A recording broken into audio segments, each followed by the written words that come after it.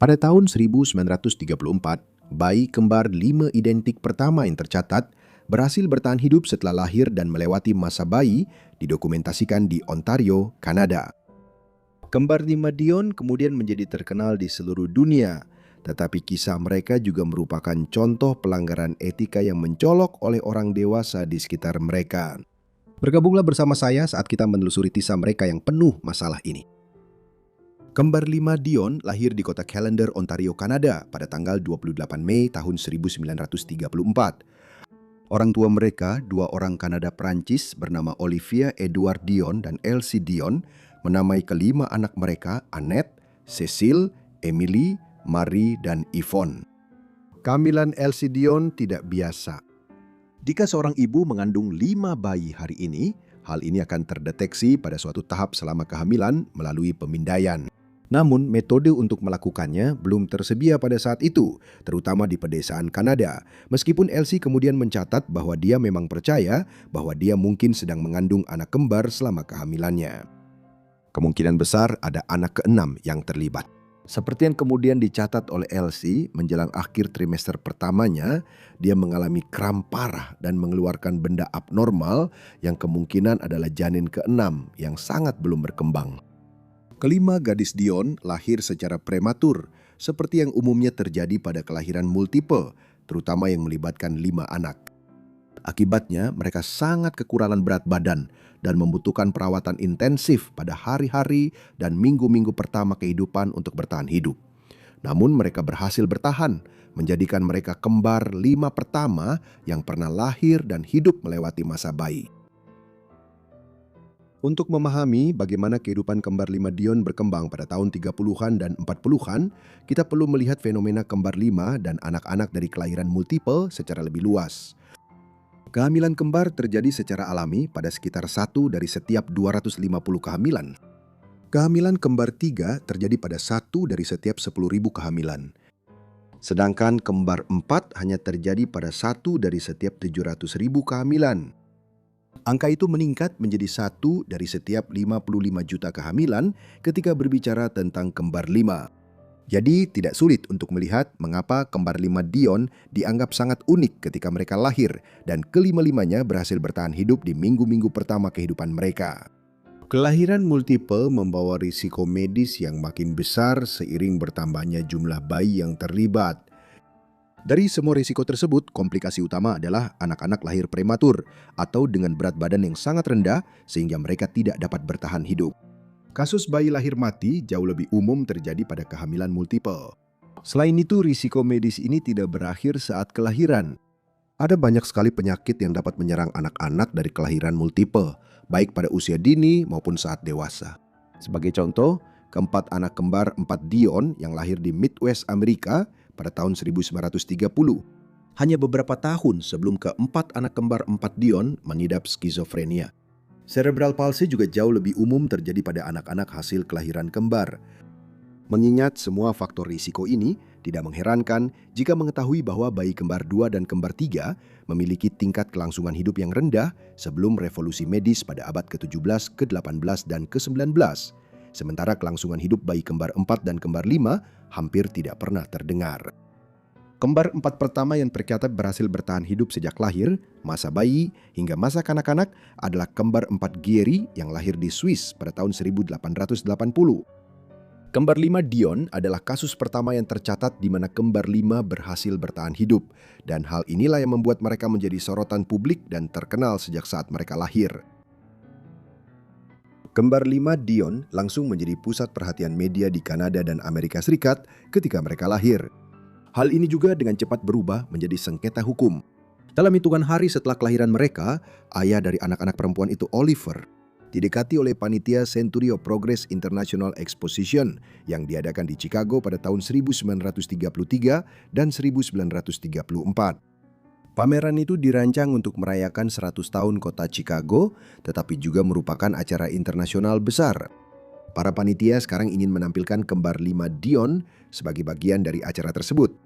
Sayangnya, Oliver Dion dibujuk untuk menandatangani kontrak dan membuat kesepakatan dengan panitia pameran atas saran Dr. Ellen Roy Defoe, dokter yang telah mengawasi kehamilan yang sukses itu. Namun, Oliver dan Elsie dengan cepat berubah pikiran dan Olivier mencoba membatalkan kontrak tersebut dengan mengklaim bahwa kontrak itu tidak sah secara hukum karena Elsie tidak menandatanganinya. Panitia pameran keberatan dan perselisihan hukum pun terjadi.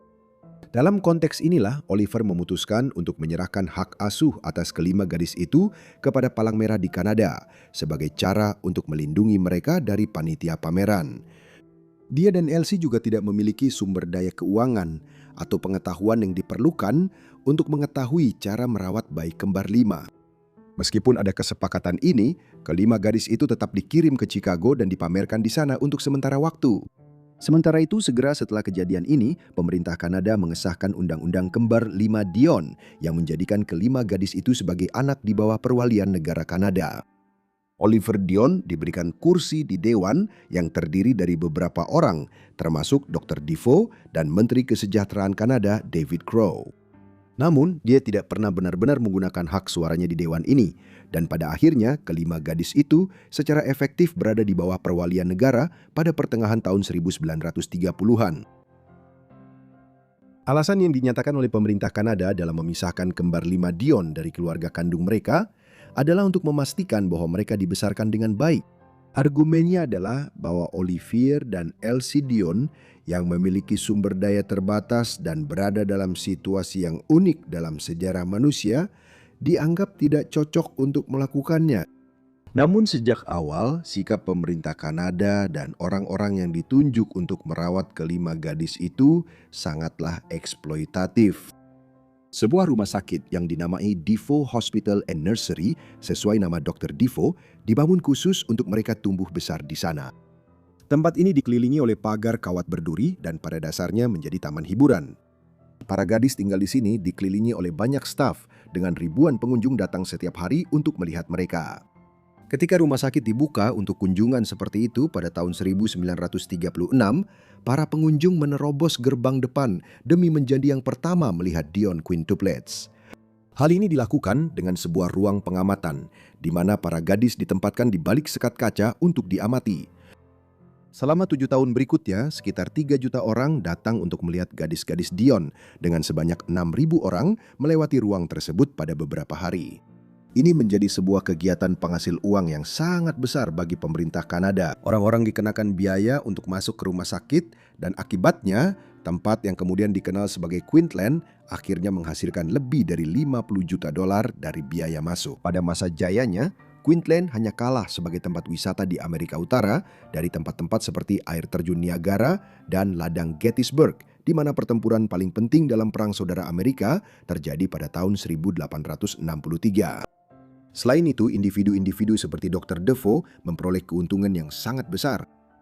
Dia memanfaatkan posisinya untuk menjadi salah satu dokter paling terkenal di dunia, menulis beberapa buku yang mempromosikan produk medis dan makanan seperti Colgate, Quaker Oats, dan Lysol, dan sering tampil di radio serta media yang sedang berkembang, yaitu televisi. Akhirnya muncul kekhawatiran tentang eksploitasi anak-anak yang terlalu terang-terangan. Oliver Dion juga menjadi sangat bertekad untuk membebaskan anak-anaknya. Namun hal ini sebaiknya tidak dipandang sebagai perkembangan yang sepenuhnya bermaksud baik. Orang tua kelima gadis itu sama mampu memanfaatkan anak-anak mereka demi alasan keuangan seperti yang dilakukan pemerintah Kanada dan Dr. Defoe. Namun tuntutan Oliver dan Elsie Dion tidak bisa diabaikan, dan setelah kampanye, desakan besar-besaran dilancarkan pada awal tahun 1940-an. Hak asuh atas kelima gadis itu dikembalikan kepada orang tua mereka pada tahun 1942. Sebuah dana perwalian besar telah didirikan untuk bayi kembar 5 itu ketika pemerintah Kanada mengambil hak asuh mereka pada tahun 1930-an. Dana ini telah berkembang menjadi sangat besar berkat royalti dari Queensland dan kegiatan lainnya, terutama penampilan kelima gadis itu dalam beberapa film antara tahun 1936 dan 1938. Dengan uang dari dana perwalian, sebuah rumah besar dengan 20 kamar dibangun untuk keluarga Dion dan mereka pindah ke sana pada tahun 1943. Kehidupan keluarga di tempat yang dinamai Big House itu ternyata sulit. 5 bersaudara itu memiliki beberapa saudara kandung lainnya. Ini termasuk 5 anak yang lebih tua yang lahir antara tahun 1926 dan 1933. Dan 3 anak laki-laki yang lebih muda yang lahir antara tahun 1936 dan 1946. Namun dengan kelima bersaudara itu, hampir 10 tahun terpisah dari keluarga mereka, jarak telah tercipta antara mereka dan keluarga Dion lainnya. Selain itu, seperti yang akan diketahui para gadis di tahun-tahun berikutnya, sisa keluarga sebenarnya hidup mewah, berdasarkan hasil dari dana perwalian milik para gadis. Untuk memperburuk keadaan, ada tuduhan bahwa Olivier Dion, ayah mereka, melakukan pelecehan seksual terhadap mereka pada pertengahan hingga akhir tahun 1940-an dan awal 1950-an. Kelima saudari itu meninggalkan rumah masa kecil mereka ketika mereka berusia 18 tahun. Mereka menyalahkan orang tua mereka atas banyak hal yang terjadi di masa kecil mereka. Meskipun sebagian besar sebenarnya adalah kesalahan perilaku keras pemerintah Kanada dan eksploitasi yang jelas terhadap anak kembar 5 itu. Tidak mengherankan, kelima gadis itu hanya menjaga kontak terbatas dengan Oliver dan Elsie Dion setelahnya. Tak lama setelah mereka membebaskan diri dari orang tua mereka, 5 menjadi 4. Emily memutuskan untuk menjadi biarawati ketika ia memasuki usia dewasa. Tetapi bulan-bulan pertamanya di biara Saint-Agathe-de-Mont di Quebec sebagai postulan atau calon biarawati dipenuhi oleh serangkaian penyakit, terutama yang melibatkan kejang-kejang. Pada tanggal 6 Agustus 1954, salah satu serangan itu begitu parah sehingga ia meninggal karena kehabisan napas saat mengalaminya. Dia baru berusia 20 tahun saat meninggal dunia. Satu-satunya saudari lain dari 5 bersaudara yang juga meninggal di usia muda adalah Mary. Pada tanggal 27 Februari 1970, ketika kelimanya berusia 35 tahun, dia meninggal di Montreal karena gumpalan darah di otaknya. Yvonne, Cecile, dan Annette sudah beberapa hari tidak mendengar kabar darinya dan mereka pun menghubungi polisi untuk menyelidiki. Mereka menemukan dia sudah meninggal di tempat tidurnya di apartemennya. Yvonne, Cecile, dan Annette kemudian menjalani hidup yang panjang. Yvonne menikmati karir yang beragam setelahnya, pernah bekerja sebagai perawat, pematung, dan pustakawan. Dia tidak pernah menikah dan tidak memiliki anak. Annette menikah dan memiliki 3 putra, sedangkan Cecile juga menikah dan memiliki 5 anak, termasuk sepasang anak kembar. Pernikahan Annette dan Cecile pada akhirnya berakhir dengan perceraian. Mengingat masa kecil mereka yang traumatis, para Dion mengalami masalah kepercayaan dan kesulitan membangun hubungan yang langgeng selain dengan satu sama lain. Setelah perceraian-perceraian ini, ketiganya akhirnya tinggal bersama di sebuah rumah di Montreal pada tahun 1990-an. Di sini mereka memperjuangkan keadilan atas perlakuan buruk yang mereka alami di masa kecil dan berhasil menuntut pemerintah Provinsi Ontario pada tahun 1998. Tahun sebelumnya, mereka telah menulis surat kepada Kenny dan Bobby McCoy, orang tua dari kembar 7 pertama yang diketahui berhasil bertahan hidup. Mereka menyarankan agar membatasi sorotan media dan campur tangan dalam kehidupan mereka, serta ke-7 anak baru tersebut. Yvonne meninggal pada tanggal 23 Juni 2001 di sebuah rumah sakit di Montreal. Dia berusia 67 tahun dan telah menjalani operasi kanker beberapa hari sebelum kepergiannya.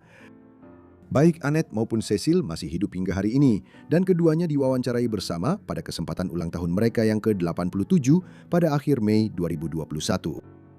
Warisan para saudari itu adalah sesuatu yang menarik. Mereka telah menjadi subjek dari banyak film, acara televisi, buku, bahkan sketsa Three Stooges. Banyak dari karya-karya ini berasal dari tahun 1930-an dan 1940-an saat puncak ketenaran mereka. Sementara pada tahun 2018, kelahiran kembar 5 itu diakui sebagai peristiwa bersejarah nasional resmi di Kanada. Namun, ini adalah warisan yang campur aduk, mengingat bahwa saudari-saudari Dion pada dasarnya diperlakukan tidak baik dan dieksploitasi oleh mereka yang ditunjuk untuk menjaga mereka selama masa kanak-kanak. Terima kasih semuanya sudah menonton video tentang kembar 5 Dion ini. Saya harap kalian merasa tertarik. Beritahu saya pendapat kalian tentang kehidupan mereka di kolom komentar di bawah. Masih banyak lagi yang bisa dipelajari tentang mereka, jadi jika kalian tertarik, pastikan untuk melakukan riset lebih lanjut sendiri. Saya harap kalian sudah berlangganan dan menyalakan notifikasi agar bisa mendapatkan semua video saya segera setelah saya unggah. Dan jika kalian punya saran, jangan lupa tinggalkan di kolom komentar. Itu saja dari saya, jadi sampai jumpa di Forgotten Lives berikutnya. Terima kasih.